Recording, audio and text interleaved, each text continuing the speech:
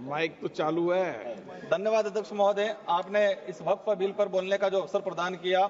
मैं और मेरी पार्टी इस जो बिल लाया गया है उसका हम पुरजोर तरीके से विरोध करते हैं। आज 2 अप्रैल है और 2 अप्रैल का इतिहास आने वाले समय में उस हिसाब से पढ़ा जाएगा। मैं पिछले 2018 की बात कहूंगा। 2 अप्रैल के दिन इस देश के अंदर एसटी/एससी कानून, एसटी/एससी एक्ट को लेके जो छेड़छाड़ी है उसको कमजोर करने की जो काम किया गया था और 2 अप्रैल के दिन पूरे देश के अंदर एसटी/एससी ने आंदोलन किया था। उन जो शहीद हुए थे उस दौरान उन लोगों को भी मैं याद करना चाहूंगा। आज वही 2 अप्रैल के दिन, तो आने वाले समय में एसटी/एससी मुस्लिम अल्पसंख्यक के लिए ये काला दिवस के रूप में जाना जाएगा।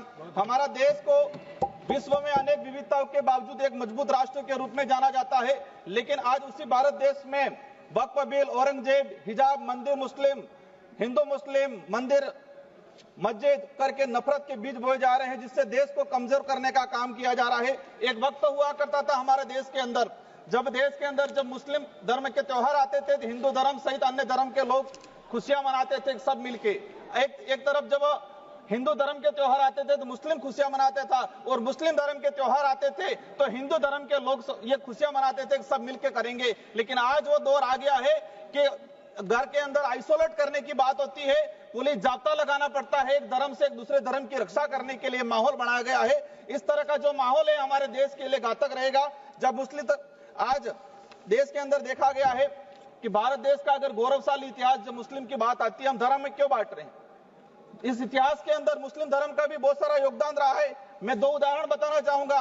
खानवा का युद्ध हुआ राणा सांगा के साथ हसन खां मेवाती लड़े थे और उस युद्ध, खानवा के युद्ध में 12,000 मुस्लिम मारे गए थे।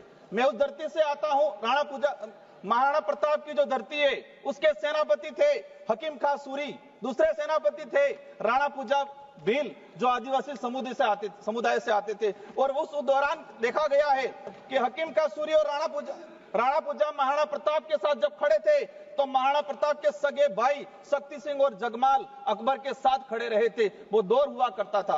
आज मैं बताना चाहूंगा कि देश का इतिहास उठा के देख लो, किसी भी पन्ने में बाहरी आक्रमणकारी से हर वो युद्ध हम लड़े हैं और जीते हैं जब हम धर्म में बट के नहीं, एक साथ मिलकर लड़े हैं। और हर वो युद्ध हम हारे हैं जिस वक्त हम धर्म में बट गए हैं, तो उस दौरान वो युद्ध हारे। इतिहास के हर पन्ने में देखा जाए कि जब धर्म में नहीं बटे हैं, हम एकजुट के लड़े हैं, तो बाहरी आक्रमणकारी को हमने भगाया है। लेकिन धर्म में बढ़ गए जहां, तो बाहरी आक्रमणकारी को नहीं भगा पाए। यही भविष्य में होगा। भविष्य में हमें विदेशी ताकतों से खतरा नहीं है, हमारे ही देश के अंदर हम लोग आपस में टकराव, आपस में नफरत पैदा हो जाएगी, दिक्कत करेगी। अंत में 1 मिनट में मेरी बात समाप्त करना चाहूंगा।